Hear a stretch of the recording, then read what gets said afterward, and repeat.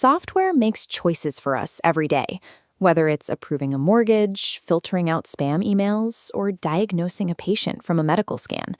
Machine learning models are actively analyzing data and making high-stakes decisions. But before we trust a computer to make a medical diagnosis, we have to know if it actually understands the problem. If an artificial intelligence performs perfectly on the data it was given to study, it might just be memorizing the answers instead of learning how to solve the problem.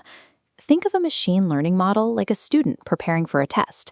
If you give that student a textbook, they might read it front to back and memorize every single sentence. If you then quiz them using the exact same questions from the back of the chapter, they will get a perfect score.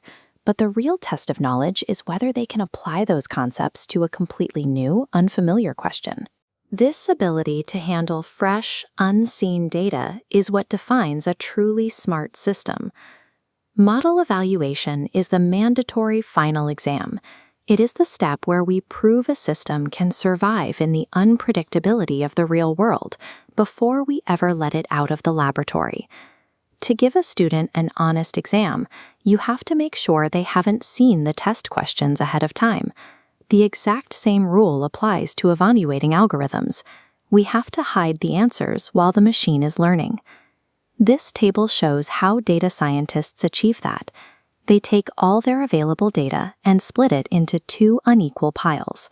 The larger pile, usually about 70 to 80% of the information, becomes the training data. The model uses this to practice and find patterns. The remaining, smaller pile is locked away as the test data.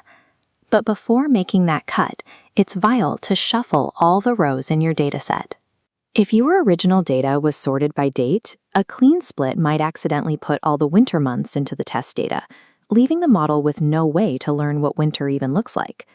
By thoroughly mixing the data and building a strict firewall between the study materials and the test materials, we get mathematical proof of how well the system adapts to novel situations.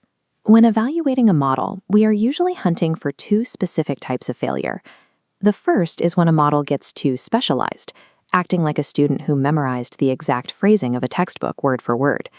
This model learns every tiny irrelevant detail of its practice data, so it completely collapses when a test question is reworded.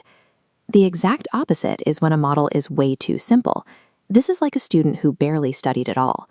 It makes incredibly broad, inaccurate guesses because it hasn't spent enough time learning the actual patterns. This chart shows exactly how that looks. The green line is the model's error rate on its practice data, and the purple line is the error on the final exam. As the model gets more complex, it gets better and better at the practice data. But look at the right side. Eventually, it starts memorizing noise, and its error on the real test shoots back up. We are looking for the sweet spot in the middle. At this exact point, the model is complex enough to capture the real patterns, but flexible enough to handle fresh information. Finding this balance is the ultimate goal. You want a model that is smart enough to see the big picture, but wise enough to ignore the random distractions. Splitting your data into one practice pile and one test pile works well, but it carries a hidden risk. Your model might happen to get a batch of test questions that are unusually easy. That creates a dangerously false sense of security. To prevent lucky flukes, experts use a series of pop quizzes, using a totally different set of questions every single time. This diagram shows how the data is divided into equal-sized buckets. In the first round, the model practices on 3 buckets and tests on the 4th. Then, for the next round, the test bucket rotates. A brand new bucket is hidden away, and the model has to test its skills all over again on completely different data. By the end of the process, every single piece of data has been used as a test question at least once. We then average out all of these individual results to get a final score. This method takes more computing power, but it delivers the statistical certainty needed to deploy algorithms in unpredictable environments without fear of them breaking down. Getting a high score is great, but we also have to make sure we are grading the right things. Imagine an AI designed to detect a rare disease that only affects 1% of the population.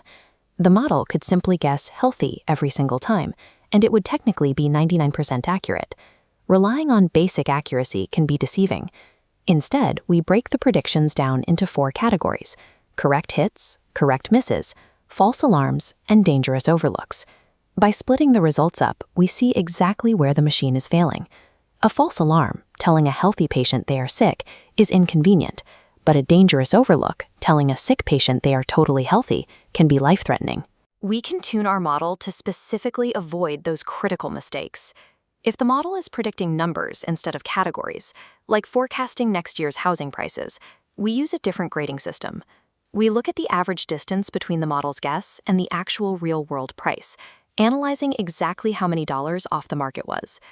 The evaluation metric you choose tells the AI what to care about. Defining what success actually looks like is just as vital as the code itself. In the real world, experts don't grade these tests by hand. They use automated tools that can shuffle data, run thousands of quizzes, and calculate scores in a fraction of a second. Speed is essential, because the stakes for getting this wrong are severe. An autonomous vehicle cannot afford to misclassify a pedestrian as a shadow. That is why the absolute, unbreakable golden rule of machine learning is to never, ever let your model train on its own test data. And the test doesn't stop once the model goes live. Consumer behavior changes and economies shift. Models must be continuously monitored and reevaluated against new data to ensure their predictions haven't drifted off course. A clever algorithm might look impressive in a controlled laboratory, but rigorous, methodical evaluation is the bridge that turns a promising experiment into a tool we can trust.